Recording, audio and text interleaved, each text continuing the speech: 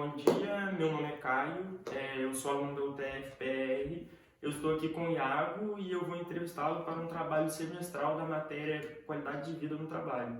Por favor, se apresente. Eu sou Iago, tenho 28 anos, sou engenheiro civil formado pelo UTF-PR, campus de Curitiba. Eu tenho uma trajetória já de um bom tempo no mercado da construção civil. Passei por empresas menores, pequenos escritórios, fiz estágio em empresa júnior, empresas multinacionais e há uns 4 anos eu tenho meu próprio escritório, que é a Bloco Base. A Bloco Base é uma consultoria em construção sustentável, eficiência e conforto no ambiente construído. Quer falar mais alguma coisa? Posso começar as perguntas? Acho que pode começar. Então, a primeira pergunta é a seguinte.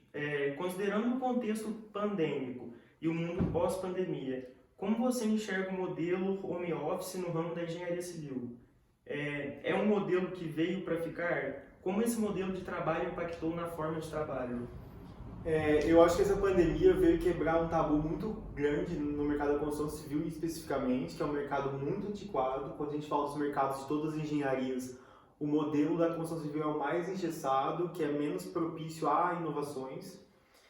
E a pandemia, todo mundo foi forçado a entender que sim, o modelo de trabalho remoto funciona também no mercado da construção civil. Claro, é muito importante sempre balancear isso. A gente está vivendo um momento muito desgastante emocionalmente, porque a gente também tem que isolar o fato de estarmos em trabalho remoto do fato de estarmos em pandemia, né? A gente não pode entender que o modelo que a gente vive atualmente é só o modelo do trabalho remoto.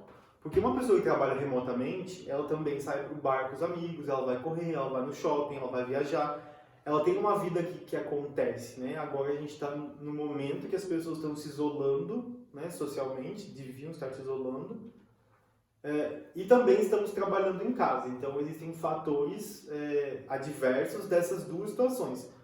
Mas eu acho que veio, né, tirando leite de pedra, foi um movimento muito bem-vindo para um mercado tão engessado nas engenharias, que é a construção civil, para mostrar que sim, precisamos inovar e o modo que se trabalha é um modo de se inovar.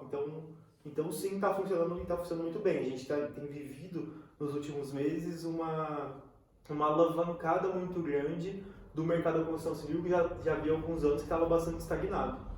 Então está funcionando e está funcionando muito bem. E você acha que no ambiente pós-pandêmico ele vai ganhar presença? Eu acho que sim, eu acho que a gente vai achar um modelo flexível de você ter um trabalho remoto junto com um trabalho de escritório, que é o que a gente chama de modelo híbrido. Então a tendência é que as empresas tenham escritórios que funcionem como hubs ou coworkings, que os funcionários possam ir ou tenham escalas de ida, mas que também funciona muito bem caso o funcionário queira ficar em casa. Então, por exemplo, meu escritório é em Curitiba, eu tenho uma série de clientes, construtores e incorporadoras, que eu estou atendendo a partir do interior de Minas Gerais. Então, hoje, quando eu penso, beleza, daqui uns anos eu vou fazer um mestrado fora do país, não necessariamente eu preciso me desligar da empresa mais. Então, eu acho que vai ter esse cenário híbrido, mas eu também sinto falta de estar no escritório e as coisas não funcionam da mesma maneira. É importante, às vezes, ter esse contato. Eu, particularmente, gosto bastante, mas eu acho que a gente tem que entender essa flexibilização e trazer mais liberdade para a própria equipe decidir, entende? Então, desengessar eu acho que é o canal, é o caminho que não tem volta. Entendi. Eu vou realizar outra pergunta. Como o tema qualidade de vida no trabalho vem ganhando cada vez mais notoriedade dentro das empresas, qual será a postura do mercado do trabalho, especificamente da engenharia civil, no futuro, no que diz respeito à qualidade de vida dos funcionários e colaboradores? Como isso vai impactar na sua empresa? Eu acho que esse tema está ganhando notoriedade, mais uma vez, de uma maneira muito triste, né? A gente só está olhando para isso porque as pessoas estão adoecendo por conta do trabalho. A OMS, há alguns anos, eu acho que foi em 2017, ela notou que o burnout, né, que é a estafa mental por conta do trabalho, é uma doença de saúde ocupacional. Então a gente tem vivido um momento muito triste, né, de estafa mental por conta do trabalho. É muito, muito comum. Eu falo que todos meus amigos, o que está muito feliz no trabalho eu não conheço. Todos eles estão, de alguma maneira, infelizes por conta dessa momento que a gente vive de ansiedade. Tem uma questão pandêmica, existe uma questão do trabalho remoto, mas existe também um fator geracional, principalmente ligado à cultura, né? Esse boom tecnológico que a gente vive nesses momentos, né? Nesse momento atual da nossa cultura, que o tempo todo a gente está com o celular na mão. E para quem tem um trabalho, né, o tempo todo com o celular na mão quer dizer que você está sendo perseguido pelo seu trabalho constantemente. Você não desliga. Então, em Singapura, 86% das pessoas falam que estão num momento de estafa mental porque estão numa cultura sempre ligados. Os homens na Austrália também falam sobre ansiedade no trabalho. Existem N pesquisas no mundo. Eu falo isso porque eu acompanho muito tendência de consumo e tendência de comportamento. A estafa mental, o burnout e o estresse por conta do trabalho é cada vez mais presente. Eu mesmo vivo constantemente, dias ou outro, tendo, né, minhas crises de ansiedade por conta do trabalho. Então a gente não está sabendo dosar ainda, as empresas não estão sabendo exigir ainda, as empresas ainda precisam ter um caráter mais humanista nos seus trabalhos. Então, especificamente no mercado da construção civil, é um mercado muito áspero.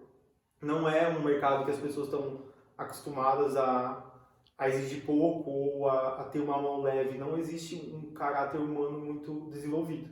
Então, pega muito, só que agora as empresas estão notando que seus funcionários estão adoecendo e elas têm obrigatoriamente que fazer alguma coisa sobre isso. Mas não é porque elas são boazinhas, é porque elas estão vendo que elas estão perdendo dinheiro. Então, as pessoas ainda vão continuar quebrando muita cara nisso, justamente porque não conseguem ter esse caráter, humano do trabalho e é lucro a todo custo. Então, é muito preocupante, né? Sempre foi preocupante, mas agora as pessoas estão isoladas nas suas casas. Então, tem além do fator um trabalho exaustivo, tem o fator isolamento social. E aí isso é uma bomba relógio, enfim. Conheço casos graves de depressão, de suicídio por conta do trabalho. Esse fator ele rodeia todos nós e, enfim, a gente também tem que saber quão grave é isso, porque a quantidade de pessoas que tomam ansiolíticos ou que fazem terapia ou que estão surtando e acham que não é verdade, o trabalho é assim. Não, o trabalho não é assim, não pode ser assim, não deve ser assim. E as pessoas têm que saber a tomada das suas próprias decisões, né? Enfim, saber quanto pagar. Em algumas empresas, o termo de qualidade de vida no trabalho não é inserido como deveria. Você acredita que uma mudança de postura através de programas de incentivo, consultorias, mentorias, psicólogos e derivados e disponibilidade a atendimento psicólogos poderia alavancar a produtividade e a qualidade de vida do trabalhador? Com certeza, sim.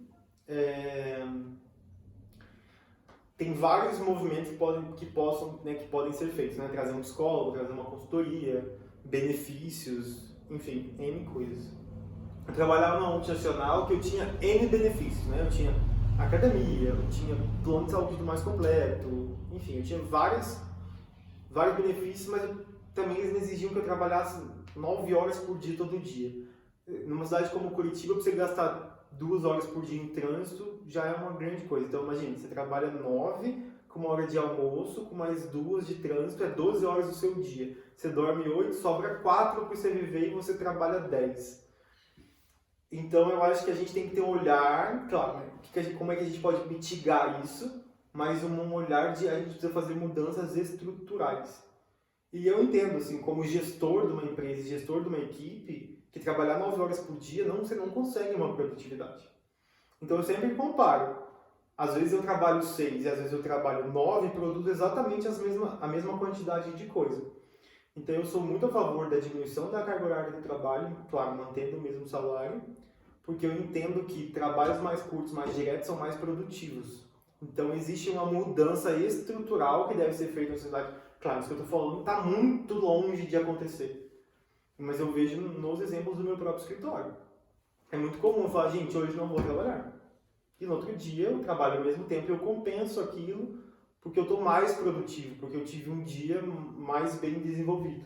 E a minha equipe funciona dessa maneira. Tipo, meus estagiários, olha, amanhã eu não vou trabalhar, tudo bem.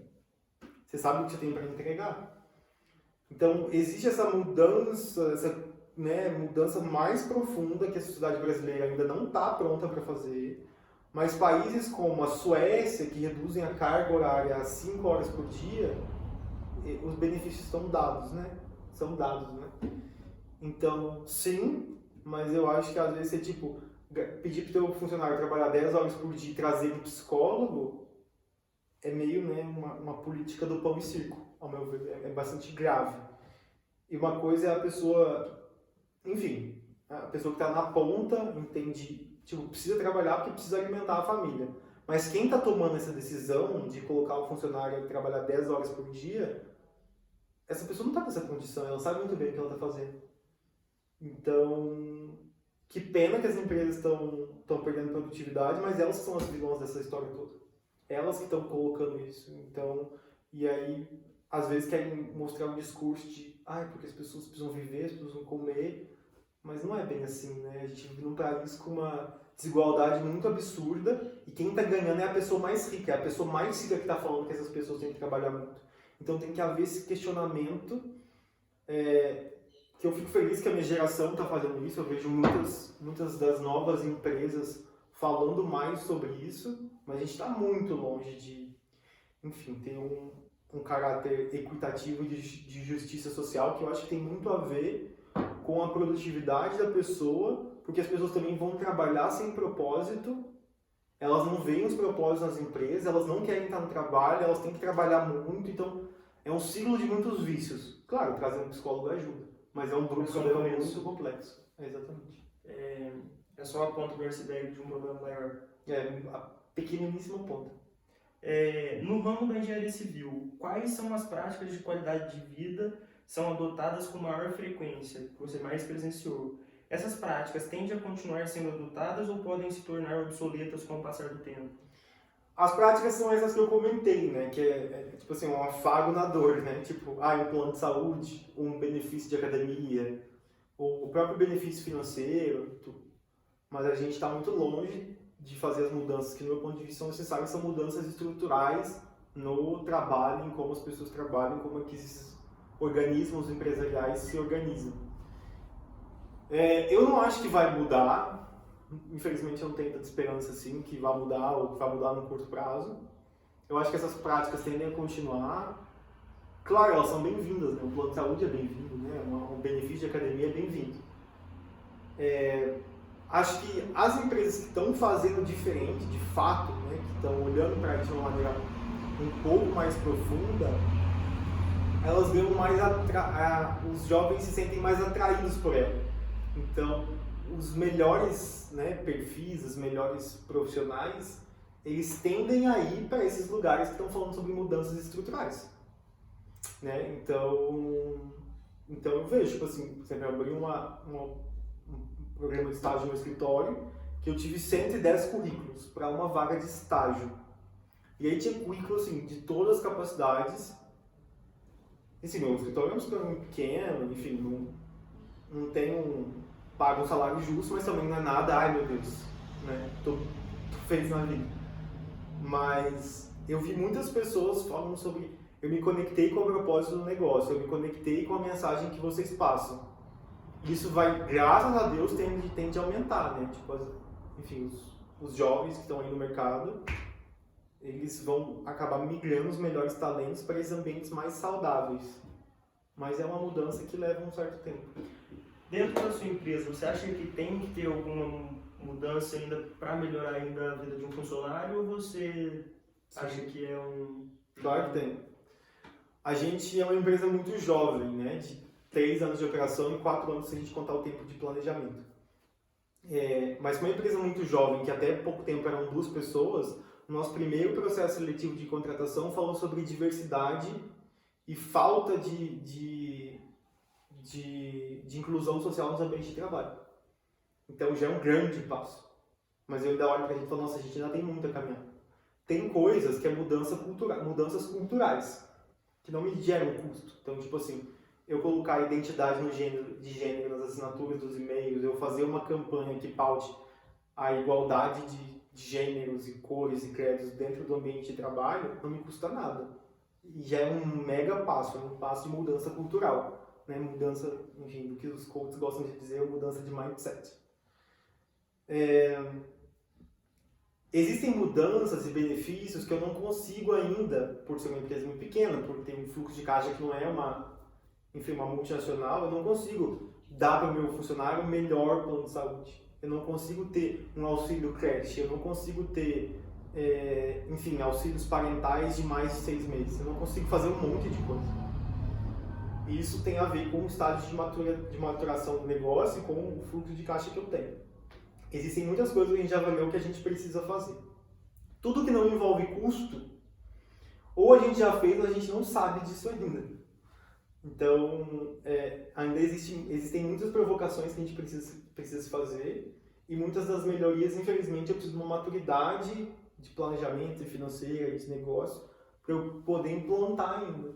Mas o que está ao nosso alcance, o que verdadeiramente, né, a gente é capaz de fazer, a gente procura fazer. E você acha que empresas menores com caixas, que não é tão grande, conseguem sim mudar coisas que vai agregar para o funcionário? Sim. Sem muito... Sim, e é muito comum a gente ouvir, mas eu não tenho muito dinheiro, como desculpa para não fazer. É igual o hábito de consumo, né? É engraçado.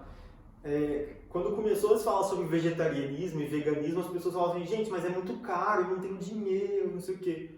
Mas você vai pensar num prato vegano, é arroz, feijão e salada. Ou seja, é muito mais barato do que um prato que come carne. Então, quem cria essas narrativas que não são verdadeiras? É o status quo. O que é o status quo? É o mercado como está, as empresas como estão. E aí, quando uma pessoa, uma empresa pequena vem e fala, mas eu não tenho dinheiro para fazer essas coisas, mas você não tem dinheiro para mudar a assinatura do teu e-mail, o rodapé do teu e-mail? Você não tem dinheiro para fazer um post no Facebook falando assim, eu sou a favor da igualdade de gêneros nos meus cargos de gerência? Onde que isso te custa? Você entendeu? Então, são as bengalas, entende? As bengalas que as pessoas têm. E a gente precisa quebrar a bengala dos outros. A gente precisa quebrar as bengalas das empresas. Por que o fornecedor que você compra shampoo, por que ele não usa plástico reciclável? Porque é reciclado. Porque é muito mais caro, mas o plástico da Natura é. Por que o cara lá que come carne fala que ser vegetariano é mais caro quando ele só tira a carne? Entende? E eu sinto muita falta dos questionamentos, da inteligência, da narrativa inteligente. Porque os discursos que são falsos, eles estão cheios. Mas eu sinto muita falta das pessoas questionando, mas não, isso não está certo. Não faz sentido o que você está falando. Peraí, senta aqui, vamos conversar. Por que você não pode falar de igualdade de gênero? Você não precisa de dinheiro para isso. Claro, para fazer um plano de saúde, você precisa de dinheiro. Mas eu acho que a gente tem que começar a questionar as coisas e parar de aceitar. As pessoas estão muito no automático. E elas olham ao redor. Então a gente vê várias crises, né, contemporâneas.